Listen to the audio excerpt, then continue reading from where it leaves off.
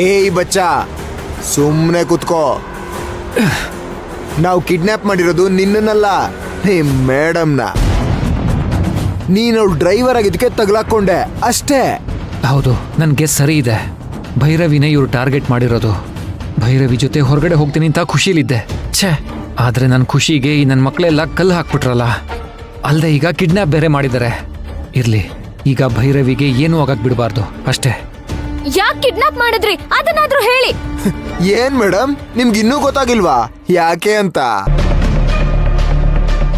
ಲಕ್ಷ್ಮೀ ದೇವಿನೇ ನಿಮ್ಮನೇಲಿ ತಾಂಡವ ಆಡ್ತಿದ್ದಾಳಂತ ಗೊತ್ತು ನಮ್ಗೆ. ನಮಗೂ ಸ್ವಲ್ಪ ಕೊಡಿ ಅಲ್ವಾ? ಏನ್ ಮಾತಾಡ್ತಿದ್ಯಾ ನೀನು? ಸರಿಯಾಗಿ ಹೇಳು. ಏನ್ ಮೇಡಮ್, ನೀವು ನೋಡೋಕೆ ಸುಂದರವಾಗಿದ್ದೀರಾ, ಆದ್ರೆ ತಲೆಲಿ ಬುದ್ಧಿನೇ ಇಲ್ಲ. ಏನ್ರೋ?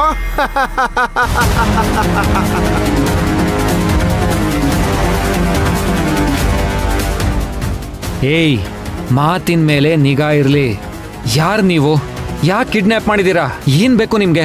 ಫಸ್ಟ್ ಅದನ್ನ ಬೊಗಳಿ. ನಮ್ಮ ಮೇಡಮ್ ಹತ್ರ ಏನಾದ್ರೂ ಕೆಟ್ಟದಾಗ ನಡ್ಕೊಂಡ್ರೆ ಅಷ್ಟೇ, ಖತಮ್ ಖತಮ್. ನೋಡ್ರೋ ಹೇಗ್ ಮಾತಾಡ್ತಿದ್ದಾನಂತ. ಏಯ್, ಜಾಸ್ತಿ ಮಾತಾಡ್ಬೇಡ ಮಗನೇ. ನಿನ್ನ ಪ್ರಾಣ ಹೇಗ್ ಉಳಿಸ್ಕೋತೀಯ ಅಂತ ನೋಡ್ಕೋ. ದಿಲ್ಜಿತ್, ನೀವ್ ಸುಮ್ನೆ ಇರ್ರಿ. ನಿಮಗ್ ಏನ್ ಬೇಕು ಹೇಳಿ ಮೊದ್ಲು. ಡೈರೆಕ್ಟ್ ಮ್ಯಾಟ್ರಿಗೆ ಬರ್ತೀನಿ.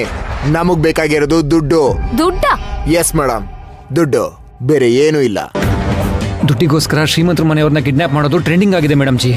ಇವ್ರಿಗೆಲ್ಲ ಕೂತಲಿಗೆ ದುಡ್ಡು ಬರಬೇಕು. ಇವ್ರಿಗೆಲ್ಲ ಮೈಮೂರು ದುಡಿಯೋಕೆ ರೋಗ. ನೀವು ದುಡ್ಡು ಕೊಡೋಕೆ ಒಪ್ಕೊಳ್ಳೋಕೆ ಹೋಗ್ಬೇಡಿ ಮೇಡಮ್ ಜಿ. ಏಯ್ ಡ್ರೈವರ್, ಯಾಕೋ ತುಂಬಾ ಮಾತಾಡ್ತಿದ್ಯಾ? ಮೊದ್ಲು ನಿನ್ನ ಉಸಿರು ನಿಲ್ಸಿ ಯಮಲೋಕಕ್ಕೆ ಪಾರ್ಸಲ್ ಮಾಡ್ತೀನಷ್ಟೇ. ನಮಗೆ ದುಡ್ಡು ಬೇಕು.